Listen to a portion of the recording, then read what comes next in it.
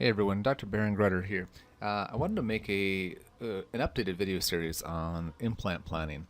I'm going to be honest, this is going to be a little bit off the cuff. I realized that I did not have a current version after discussion this weekend with someone, and there have been a few updates. Nothing too crazy, but that you can't kind of figure out on your own maybe, but I wanted to have a more current workflow. So I'm going to walk you through, I'm going to make two different videos. I don't know if I'm going to break these up into individual step videos or not, but I'm going to have two different workflows. One is going to be what we call the wizard workflow. I don't personally use that too much, but it is we'll say the most user-friendly version. I'm going to use the more advanced version just because that's, again, what I'm used to.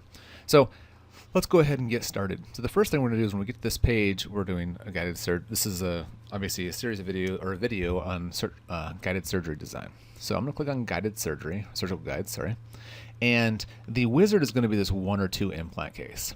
This is the one we're actually going to use. The import models you're never going to use because it's literally just making a guide on a model, which, yeah, we're not going to discuss that. So I'm going to go ahead and go to import patient CT scan, click there. And now we need to find our folder, which I have it under implant demo. And once I'm in the folder, I don't have to go and search a bunch of files. I just need to find the folder that it's in. The software will search out for any DICOM data sets contained. And if there were multiple, then they would show up here. So let's go ahead and click OK. If there were multiple, sorry, we would pick which one, but that's not usually the case. Maybe in a denture case, but where you might have scanned a denture as well. But anyway, a couple things. Do note that the patient wasn't positioned great. In this, you can see like here's the middle of the palate and the mid-palatal suture, and it's obviously at an angle. But the cool thing about with CTs and the fact that they're a 3D-dimensional image, as opposed to a Panorex, I can actually change this. So what I'm going to do is I'm going to rotate this to get it more true to where it should be, and that may have been a bit much. I think his mid-palatal suture is a little bit canted, so I'm going to change that back a little bit. I'm looking at molar to molar, so good enough that there. And I also want to tilt it down because I don't want to have that reverse smile that you get sometimes when a patient's chin is up high. That can make planning more annoying than it necessarily needs to be. So now you can see in this field of view, or this view right here, looks pretty good now. I'm going to maybe rotate it a little bit here. And I'll tell you that most cases I don't have to do anything. But once in a while I have to, it's probably this bottom left one where the patient's chin is up or down and I want to fix it. More often than not, it's up. You know, that reverse smile Panorex, well, I want to bring it down. This is one of those rare cases where I needed to adjust all three. No biggie, but do it now because once you get in the software, you cannot fix this again. So this is the time. Do not skip this step. All right, click OK. And now the software is going to bring that CT into the software, and it's going to allow us to begin the actual planning process. The first step we're going to be doing next is it's going to be asking us where we want to bring our model from. Do we want to bring it from an STL model? Did we take a CT scan of an impression? Did we take a CT scan of an impression with radiographic markers? Did we want to bring a CT scan of a denture or scan appliance with markers? Or do we take a CBCT of a model itself? So I've done a lot of these back in the day just because I wanted to make sure it worked, but really import STL model is the most common thing we're going to be doing. So let's click on that. And now I need to go find that folder again. Implant demo, where did I can't read. All right, and here it is. All we got is the maxillary arch in this one. I like getting upper and lower, but this will suffice. Click OK, and the software is going to try to automatically align it. This version I'm using right now is not perfect at this. It's usually pretty darn good, but I believe the last time I tried this case, which I just planned this, oh, it worked perfectly here. So anyway, once in a while it doesn't work. I do know that when my assistant set up this case, she was using a one-step older version and it did not align properly. She also hadn't oriented the CT properly, so I don't know which of those two things was the bigger contributor. It doesn't seem like the CT orientation would matter, but anyway, in this version, it stitched, it appears to be perfect, but we should always check. I'm going to go ahead and scroll through these cross sections right here, and we can see that it follows pretty darn intimately across all the teeth that it envelops. There's maybe a slight gap here, but that's good. You're not going to get any better than that. And then I also like to look at this view. Ordinarily, this one I don't need to because it's so darn good, but this is a good chance to see, do the little the lines disappear at the same time as the incised ledges do, or the cusp tips or whatnot. And since it does, then you know it's stitched well. So okay, so now we are ready to start planning the case. Quick heads up, I like this view of the model, or of the CT data. If you're not seeing this and you want to see this, come over here to this little rendering button right here. Go down to the presets, and I use transparent bones. The one you might have looks more like surfaces, and I don't like that. It just looks bad. So it automatically opens this one up for me. So anyway, this is we're ready to get started on actual planning. So now what I need to do is I want to make sure that my Panorex, my curve, is drawn well, and you can see it's kind of, and the software estimates it. So let's go ahead and take an opportunity to learn how to fix this. And since we are working on the maxillary arch, it's a good idea to bring this line, this blue line will change as I move this slider above it. Get it so it's about the level of all the crowns of the teeth. And now we can see that we're right in here, and this curve doesn't really follow it. I can grab each of these little nodes, or what you want to call them that, and move them around individually, and that's fine. A lot of times that does as much as you really need it to do. But there are also arguably better ways or quicker ways. Right there I've pretty much done it, what I need to do, and I could move on. But if you really don't like that curve, let's just come up here and click on this button right here. It's going to say draw dental curve. If it's not visible, I'm trying to think where it's going to be. Under tools, draw curve. And this allows us to literally just create our own. I like to try to aim to have my nodes or dots sort of symmetric. And I double clicked at that last one to get it to stop. And so basically the same thing we had just created. Again, I can move these around if I want, but anyway, we're good to go. So right here, this little button, we're in this Panorex view down here, this little button that looks kind of like a, I don't know, radiation shield or whatever. If you click on that, it changes between showing all the data between the yellow lines, the entire focal trough, or just the line, the midline. Okay, so the singular slice or the entire thing. Most of the time we want this view. But if we're mapping a nerve, sometimes it can be really helpful to see individual slices, because then we can track the nerve through. There are lots of videos out there on how to map the nerve. This is an upper implant case, so I don't really need to worry about it too much. I'll try real quickly to map this nerve just for the sake of showing you guys on this video, so I don't have to make a whole separate video. If I double click and get over to where the nerve is, let's just see if this is going to work or not. Click detect nerve. And then click right here in the hole. This is just a sample image. It is not your patient. It's just saying, hey, find this area. Click here and then see how well the software determines where the nerve is. And we can look right down here and we can see where it follows. And then we can actually slide through and track it. Let's go ahead and zoom in here. And anywhere it becomes like this, kind of white and whatnot, that allows us to move it, to edit it and say, oh, we want to move that little node around.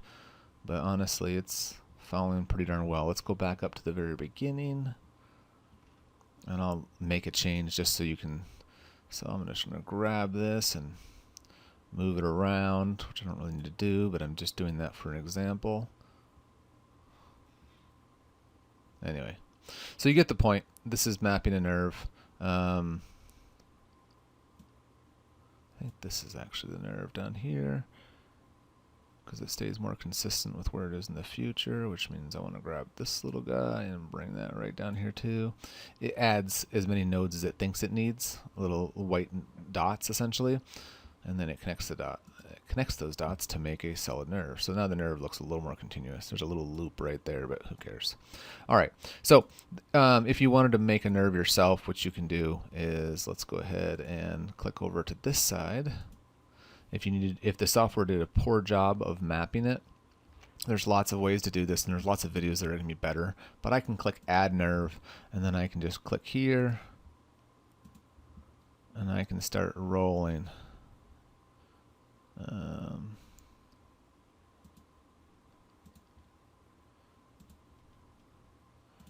And just continue to mark nodes until I'm done. This CT did not capture the entire mouth, so and I can just say, all right, done editing. And so that's the manual way. And you can see there's that nerve now. Anyway, again, there are other videos. Corey Glenn has some videos out there. I've made some other videos on some more advanced techniques on mapping those and whatnot. I'm not going to spend any more time on that in this video, but there you go. That's how you would map a nerve. Okay, so now let's get into the implant planning. So the other thing is I want to add a tooth here. So let's go ahead and turn off the CT data, because now we can see this. And let's also hide these nerves by, well, that's interesting. I forget. We're in the model editing module, which means we can't hide things as easily. I'm going to go to nerve list, and I'm just going to turn them off. Okay, so now I want to add a tooth. I'm going to click this button up here. It looks like it's going to be in your tools as well. And, well, is it? Sorry, I never used this up here. I just want to make sure you guys have availability to it. Well, make sure you have the tooth list panel available, if not. So anyway, I'm going to click on right here, this plus tooth button. And I like to use Christian Brenner's tooth library. It's got a good set of teeth up here. And click on this tooth right here. And you can change it to medium to large. This is a pretty small, well, it's an average size space. So I'm going to click that. I'm going to click right here, and there's the tooth. So now I can go ahead and I can scale it bigger using these little circles. I can move the whole thing. You can grab the arrows if you just want to move it in one direction.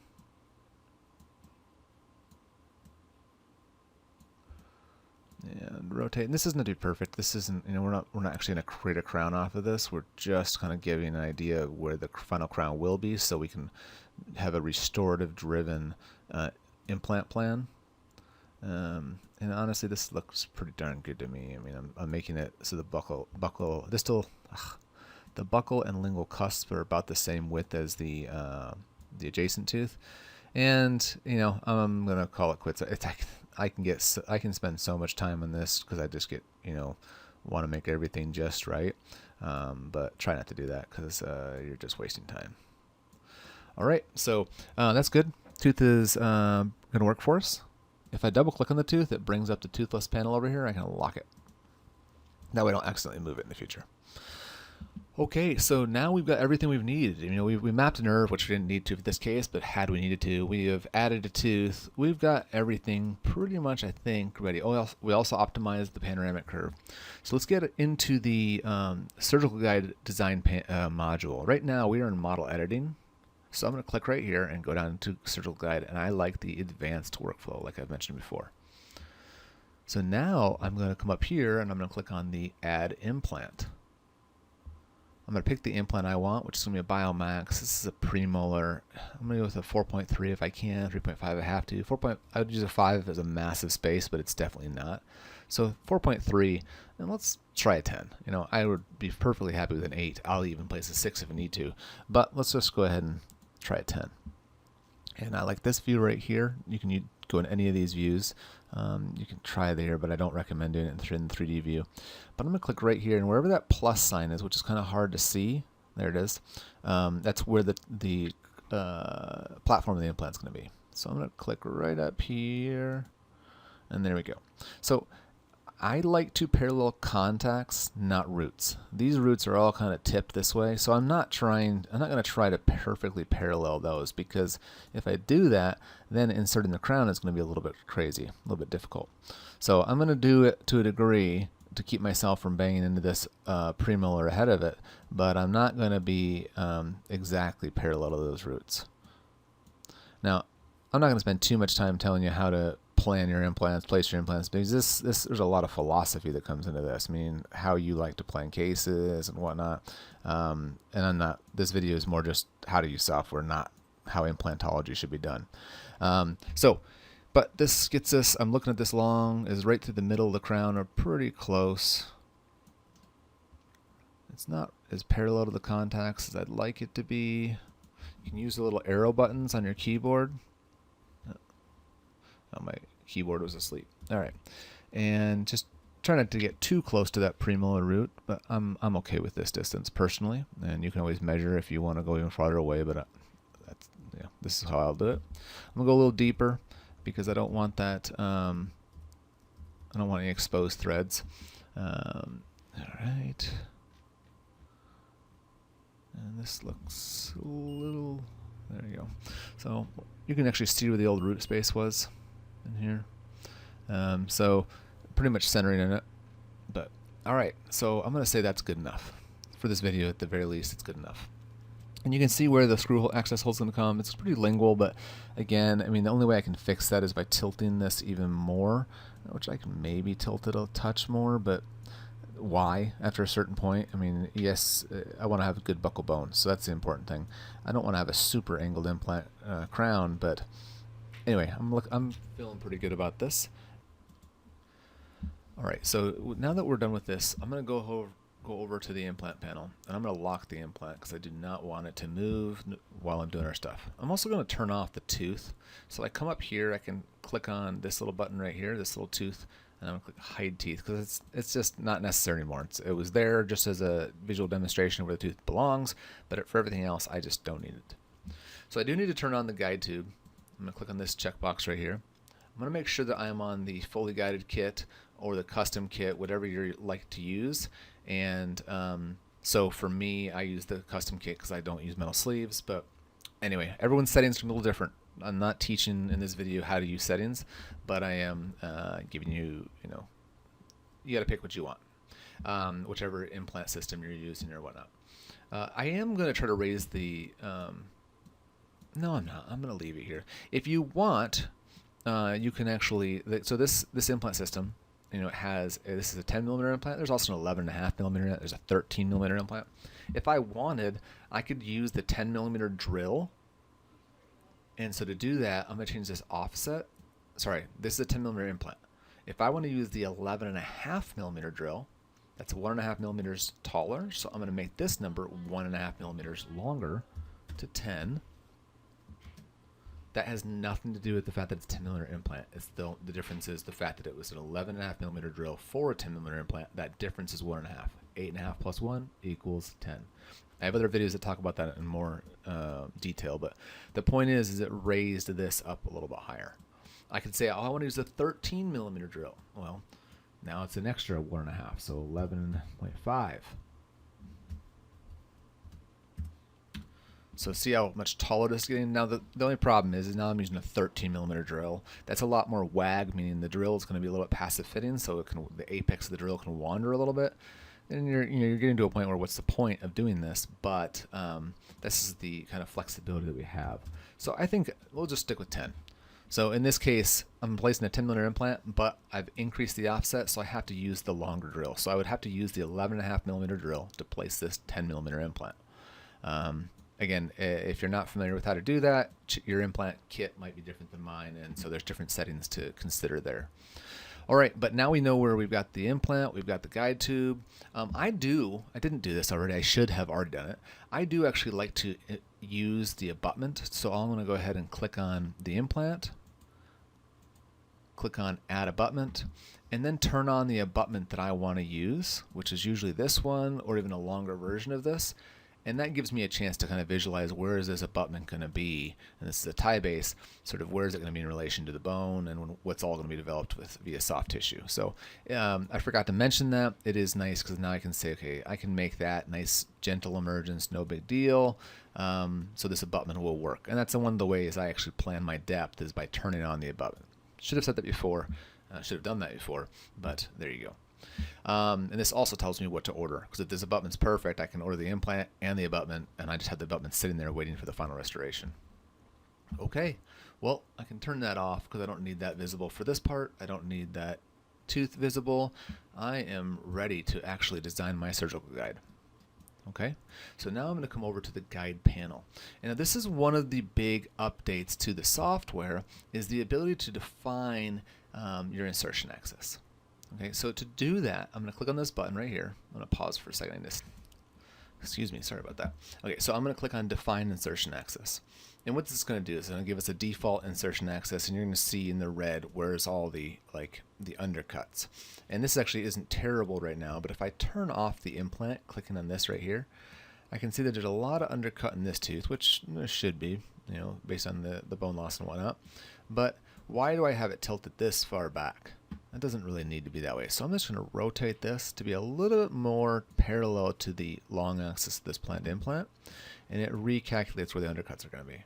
And that looks a little more attractive to me as far as a surgical guide where we're focusing on the area where the implant is. I don't care if it's a little bit looser in other areas. I want to make sure that it's intimate fit in the area that's important. So that's it. So once I've done that, I can go ahead and say create undercut model. Now this right here, it's going to allow a little bit of an undercut, but not much. So I'm just going to click on this button, and this can take a few seconds for it to generate a new model. It's going to have all those areas sort of waxed out, blocked out. And there we go. So now we have a solid model with all those undercuts blocked out. And now I can create my surgical guide. If you didn't go through this, the automatic default is that initial insertion axis that it gave us, which is 30 degrees. I think it's a bit severe. Let me see. I can't remember if you can change that. I believe maybe you can. Default insertion path direction. So you could change that down. I kind of feel like I should change that down to 20 degrees just as a personal preference, but I'm not telling you you need to do that. It's just that's what I would probably want. But anyway, now I can go ahead and draw my curve. So I click on draw curve. Now it's blue, it's active. So if I hold my shift button, it turns my little pointer into a crosshair. And I'm just going to draw my line. I used to be way pickier about where I drew my line, trying to keep it at the middle of the teeth or the height of contour or whatnot. But after doing a lot of designs, I've gotten to the point where it's just like, that's just unnecessary. If it doesn't merge the two lines, just take one node and just drag it over top of another, and then it becomes one. So it's all done. I can go through and I can adjust positions, and sometimes I need to, but honestly a lot of times it's just kind of pointless work that you don't really need to do. So that's drawn. I can turn that off because I forgot one thing. Not really forgot. Now that this is drawn, I can easily say, oh, I know where I want to put my windows. And how do we put a window? We right click, add window. Now you can't do that, at least you didn't used to be able to. If this was active, you can't. Oh, it does let you now. It used to be. They must have fixed it because of some reports. If you were in the editing of the curve line, editing the curve, it wouldn't allow you to create a window. But now it knows that if you right click, turn off that and let you add a window. So that's cool. So now I'm going to increase the size of this, overly dramatically increase it. It doesn't need to be this massive, but you'll see kind of why. It just makes it real obvious to me where it's going to be impactful. So you'll see how this works. Now you can create a window like this, and what a window is going to be a hole in the guide where you can see the teeth sitting through. I've done it both ways, like this, but I like to do it like this at times, where it goes right to in the middle of the incisal edge, because then it's not a full hole, but it does give me a visual reference to the buccal aspect. So whichever you want to do, either one works. So let's just try it this way, probably because I'm guessing fewer people have seen it done this way than they have the other way. So now I'm going to go ahead and say create surgical guide. Are there implants visible? They are not. So do we want it to go ahead and show the guide tubes? Yes. I had turned it off so I could look and draw the line, but if I didn't turn that back on, or if I hadn't said okay or yes right there, it would have stayed off, and it basically would have created an A guard, meaning a design that it would just fit over the teeth, but it wouldn't have a hole in it, because if you don't have that gold hole, I can't turn the model right now while it's processing, that's why I'm looking at this view, but this little gold cylinder, the guide tube isn't visible. It doesn't know where to put the hole. So if you don't have your implants turned on, like I have them turned off right here, it doesn't know. So now they're visible, and it made the hole, and it kind of caught that for me. So here's a little window. So when you're seating it, you can tell if the teeth are seated all the way in there. When you get these little anomalies, it can be annoying, but it doesn't really matter. But it's just a matter of where the undercuts are, and it's an anomaly type of thing. So just don't worry about that. There we go. So last thing we might want to do is we want to say this is John Doe, and we'll say Doe, or actually I usually just do last initial, first initial. This is tooth number 4, and I'm going to say this is a 10 millimeter offset. That's my notation to myself that this is this patient's initial, this is which tooth it's for, and I use a 10 OS, maybe hyphenate it. I don't know. That way you know that, okay, the offset in this case is actually 10. It's not the 8.5 default, so make sure, Baron, you remember to use an increased drill length. So you can go ahead and click. I like to engrave it. I don't like the labels to stick off, so I'm going to apply the text. Then the last thing we have to do is create our report. If we're making this for someone else or for ourselves, I include this in my patient chart so that it's always accessible. And visible, accessible during surgery. All right. So we're here now, and we've got our guide. And last thing we're going to do is we're going to first, I'm going to minimize this view. I'm going to go back to my surfaces, and I'm going to turn that back on. Now, unfortunately, I don't know why, but it defaults back to this rendering. And you know I don't like that, so I'm going to come over here to presets. Go to transparent bones, and so now I can I like to have everything visible, including the abutment. And now I'm going to screenshots, and I'm going to say drill report. Okay, so here are our images, and then we can just click on PDF. Anyway, now I do repeat that whole offset thing in here. Click on the notes. If this isn't automatically checked, make sure you check here, and then you can type anything you want. So I just say offset 10 millimeters, and there you go. Click OK, and bear with me for. I'm gonna pause the video for a second because I don't know how this is gonna pop up. No, duh. Sorry, that's not how you save it. I just didn't know where it was gonna send me. So anyway, this is the report. And let's see if I can make this window a little bit bigger so you can kind of see what it looks like. So it shows me, here's my offset, my notes, and then shows you if you I've augmented the offset and stuff, so it doesn't know what drills and whenever. If you do it fully following their system, it'll tell you what drills to use when and where, so there'll be more steps here. But here's the images, and this is what I need when I'm I want to be able to reference this during my surgery. So that is it. Oh yeah, last thing, guide panel. Oh, by the way, you would have hit save, of course. I didn't do that. I'm assuming that's fairly intuitive. I would just hit the save button right there, and I could save that to anywhere on my computer. Now I'm going to go back into the guide panel, and I'm going to click Save Surgical Guide. And that's going to save this guide to wherever I'm working. And this is the part where it's going to charge you your export fee. Up until now, everything's been free because you could always bail and have not spent anything other than your time. But when you export the actual guide, it's going to deduct that export license fee from you. So, okay, I hope that's enough for you guys. Let me know if you have any questions. Make sure you check out my other videos on my website at barongrutterdds.com. I've got lots of videos and playlists, and I've also got various tools that I use in my office where you can find links to where to buy them and whatnot. And then also I have my live courses and recorded courses if you'd like to learn more. All right, thank you so much. Bye for now.